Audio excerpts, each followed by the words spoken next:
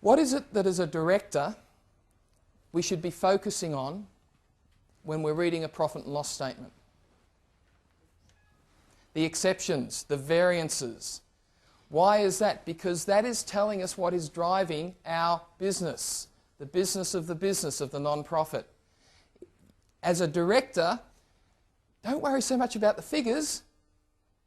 Worry about what is happening versus what we said would happen.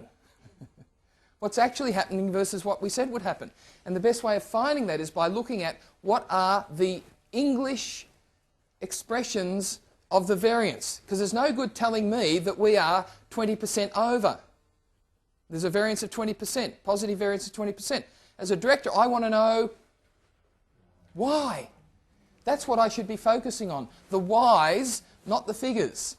So when you're looking at your profit and loss statement, please, first thing, make sure that the variance explanations are in there, the description of variance.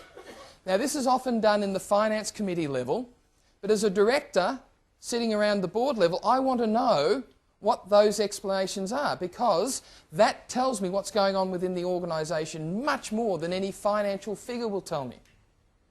Does that make sense, what I'm saying there? As a director, I want to be focusing on the reasons for variance, not the figures.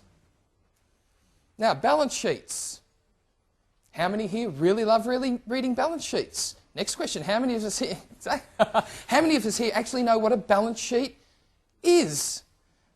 And there's a few, and again, I find most balance sheets that I see miss the point totally. I mean, one of the things that I was taught when I was heading up the Society of Corporate Treasurers, because of course on my board were all the corporate treasurers who were also who were by and large chief financial officers who then went on to become corporate leaders and chief executive roles. One of the things they taught me is balance sheet. Steve, never forget, it's got a balance. So the first thing you do is make sure, okay.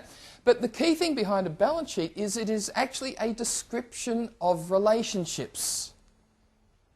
What a balance sheet is tell you the relationships between certain things. So what I'm looking for as a director is, number one, if it hits the fan, how much money have we got? It's called the quick asset ratio or the liquidity ratio, right? If we're going into a major merger or we're looking at taking over another organisation and there's some staff unrest out there, then one of the key ratios might be how many times does our retained earnings cover staff entitlements?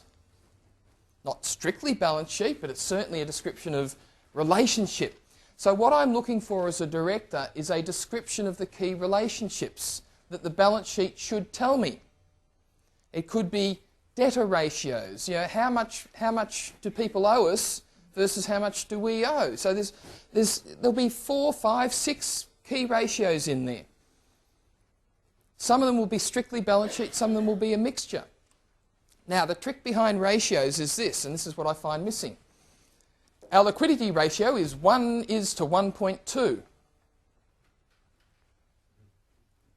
So, what does that actually mean? What I want to know is what's a good ratio and what's a bad ratio, and what do we have? Is good, is bad, is what we've got. Some organisations have it as acceptable range. So therefore, as a director, what's the first thing you look at? Are we within an acceptable range? If not, what are we going to do about it? Because then a balance sheet means something. What you're doing then is having a look at those relationships and saying, so a good ratio for liquidity is 1.2. We are 1.4, but last month we were 1.5. It seems to be slipping back to something that's not quite where we want. What are we going to do, staff? You're better off looking at it that way than all of a sudden finding out you don't have money when it hits the fan. Does that make sense, what I'm saying? The key ratio. So as a director, I'm looking for what those key ratios are. And this is where your snapshot, your dashboard reporting can be really useful.